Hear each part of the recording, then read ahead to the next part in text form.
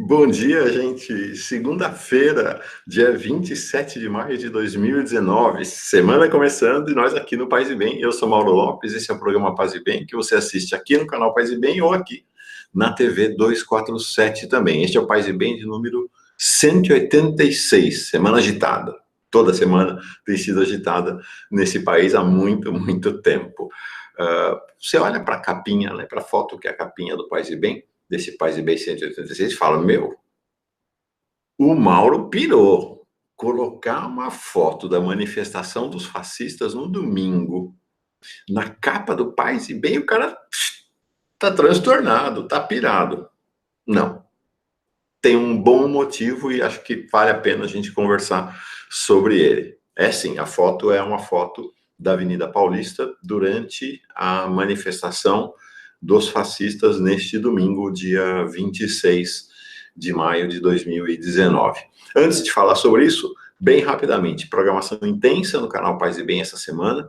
Passo sempre a programação aqui no canal Paz e Bem, pensando que ela tem algumas adaptações na TV 247 em geral. Os programas que não são o próprio Paz e Bem passam no dia seguinte. Então, todos os dias tem Paz e Bem.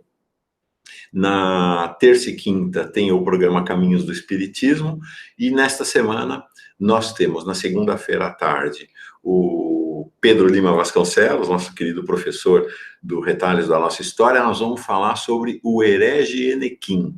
Uau, uma história muito, muito interessante sobre outro exemplo de espiritualidade, de religiosidade popular, severamente reprimida pela hierarquia eclesiástica e pelos poderes do país.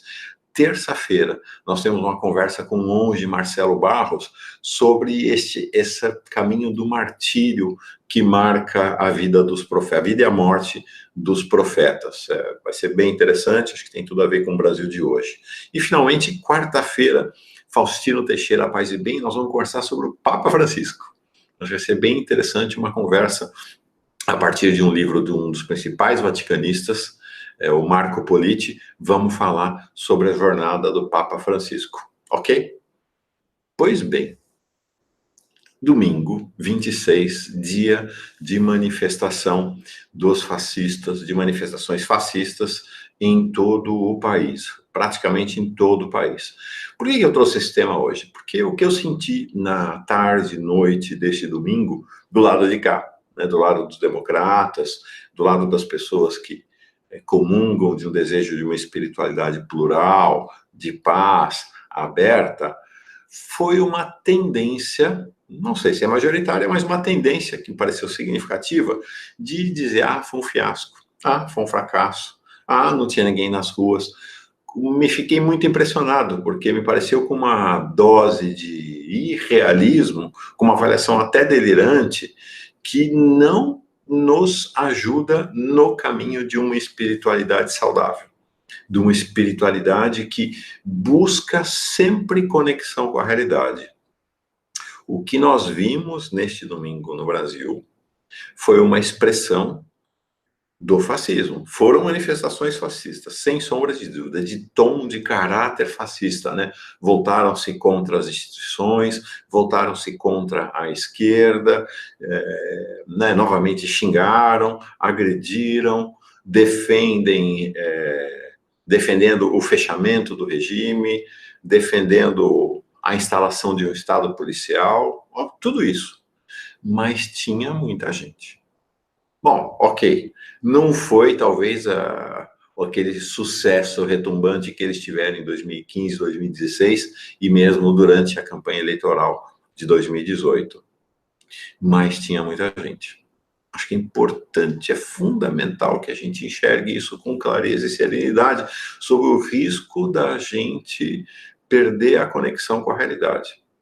Essa é uma questão fundamental, porque sempre a realidade está mediada pelo nosso ego, pelo nosso universo interior. Não existe uma visão direta da realidade por cada um de nós e por nós como comunidade, como pensadores e pensadoras, mesmo na construção do conhecimento. Há sempre uma mediação entre nós e a realidade. Sempre. A grande questão, e acho que essa é uma questão fundamental para a gente manter a nossa saúde na vida e uma espiritualidade saudável, uma espiritualidade de fato aberta e plural, que é buscar que esta mediação, portanto, que o nosso universo interior não se sobreponha de maneira absoluta à realidade. A gente vai entrando em delírio. A gente vai virando pessoas delirantes.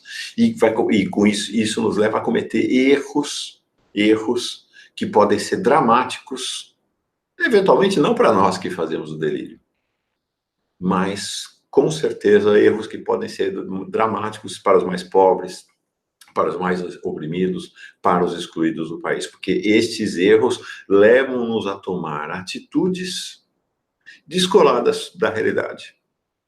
E com isto, este agrupamento de fascistas constrói a oportunidade de mais uma vez massacrar, mais uma vez oprimir, mais uma vez se colocar com o seu projeto de destruição e morte.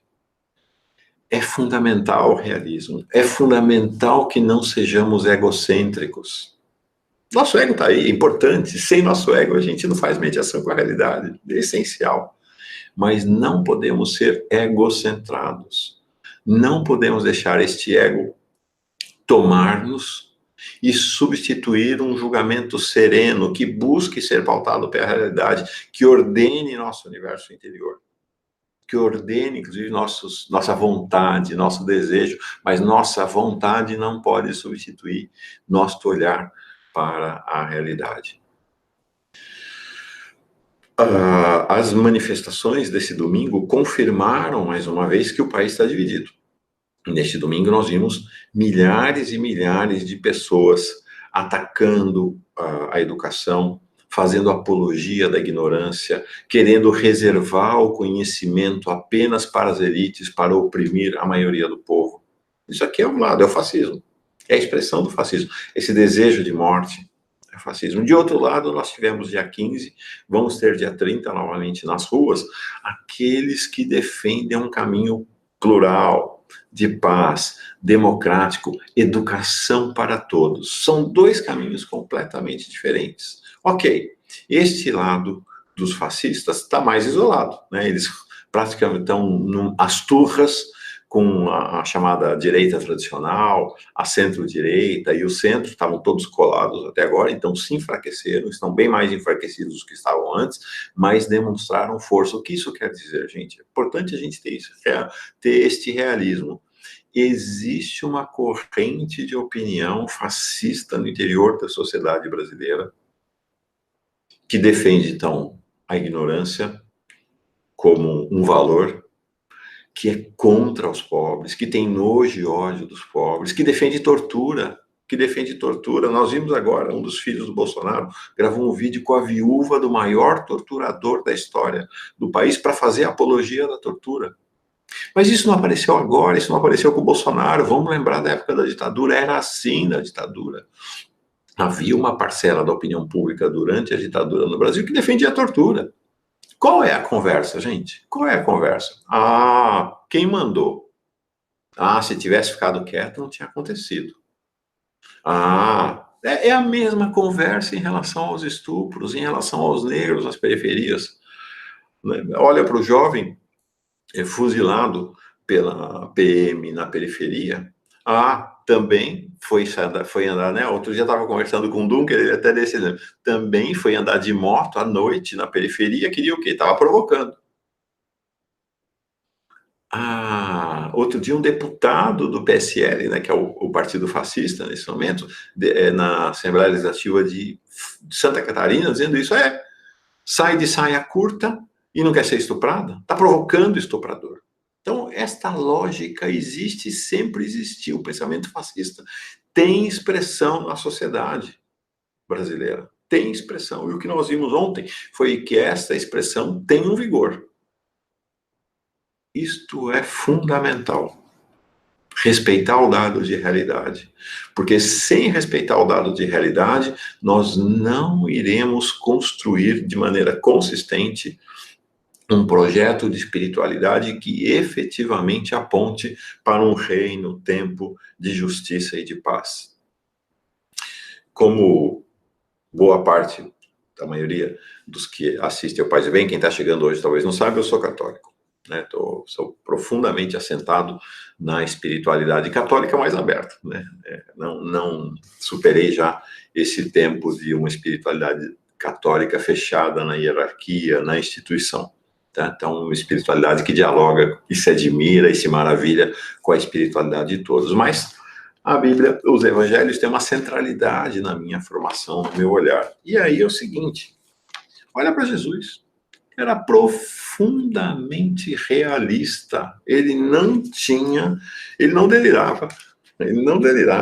Ele era profundamente realista. A gente olha nos evangelhos, 3 anúncios seguidos nos chamados evangelhos sinóticos, de que ele faz 3 anúncios. Olha, eu vou ser preso, torturado e morto. Ele sabia, ele tinha consciência de que estava afrontando os poderes do império, aliados com a elite judaica, afrontando os poderes do Império Americano, aliados com a elite brasileira, né? Isso nos lembra uma situação aqui no Brasil e nos lembra a história de tantos líderes populares, lideranças populares ao longo da história do Brasil. Então ele tinha consciência de que ao afrontar isto, o destino dele era ser preso, torturado e morto. Ele anuncia por 3 vezes, e é muito curioso, porque a reação de um dos discípulos, de Pedro, e de outros também, era, não, pelo amor de Deus, não vai acontecer isso, não, nós não vamos deixar, não é isso que vai acontecer. Então, era uma reação que escapava, que fugia da realidade. Então, ao longo de todos os evangelhos, este realismo, né, Jesus estava profundamente assentado numa visão realista do seu tempo e da sua jornada. Quer encerrar? Não sei nem o tempo, perdi o tempo hoje, mas acho que estamos bem. Ai, que dia bonito. Ó, uma estrelinha aqui aparecendo, me perguntaram outro dia o que é essa luz vermelhinha bem aqui atrás de mim, ó. Aqui, ó. Opa, essa luz vermelhinha aqui é um predinho. É uma luzinha lá em cima do predinho. Mas esta outra aqui, ó, não, essa aqui é uma luzinha aparecendo e aqui atrás, ó, o sol nascendo. Começou. Realismo, o sol está nascendo. Como é que a gente vai olhar para o nascer do sol? Essa é a questão. Como a gente vai olhar?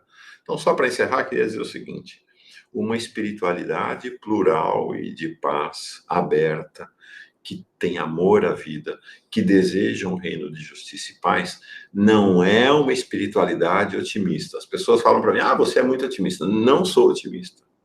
É uma espiritualidade realista. É uma espiritualidade de esperança. E esperança não é sinônimo de otimismo. Otimismo é uma ideia de que as coisas podem mudar a partir da vontade. Nós não somos otimistas, nós temos esperança. Nós caminhamos, como dizia Dom Paulo Evaristo Arnes, de esperança em esperança.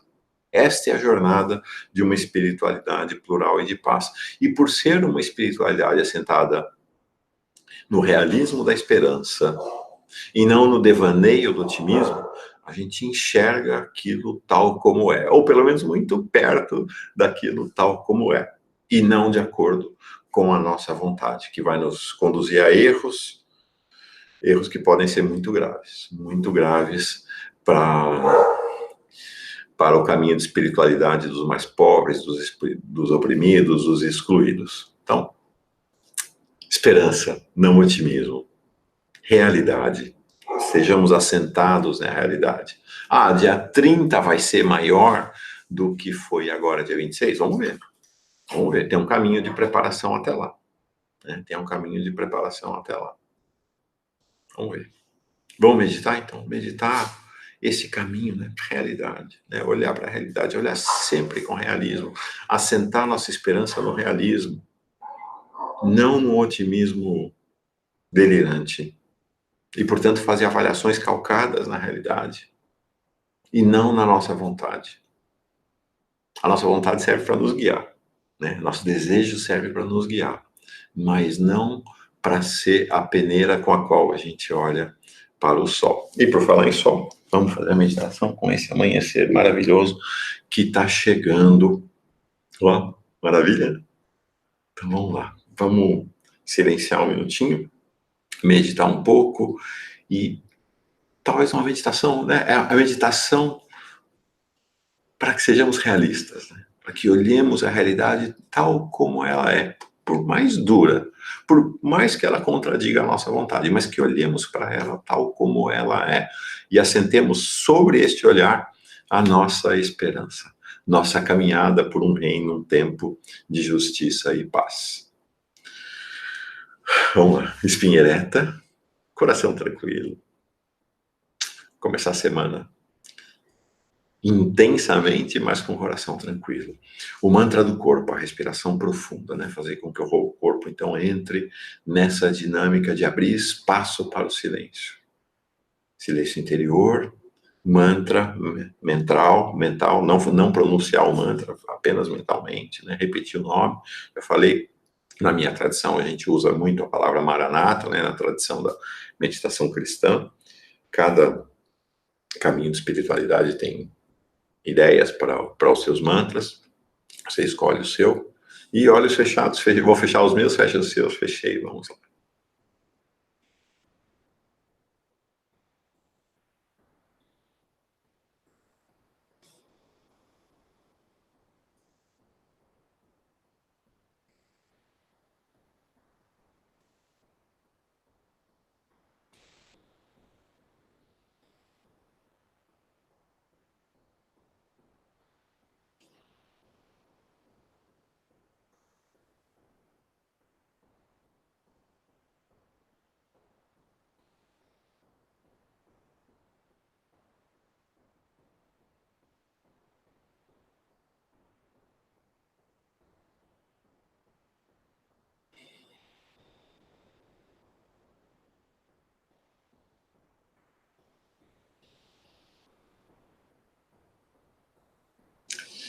Olha que bonito, né? Já mudou.